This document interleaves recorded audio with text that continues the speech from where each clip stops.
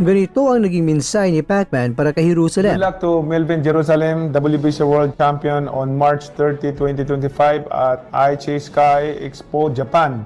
Good luck to your fight. Bring the championship belt and honor for our country. Kaya naman, hindi napigilan ni Jerusalem na nagpasalamat kay Pacman.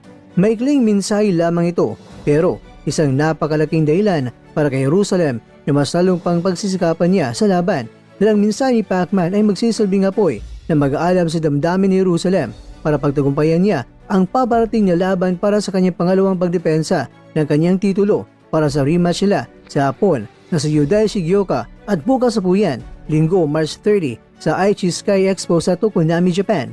Base sa interview ng BoxingScene.com, ibinunyag ng kampiyon na taga Manolo Fortich Bukidnon na walang problema para sa kanya na lumaban sa bansang Japan dahil nakasanayan na niya ang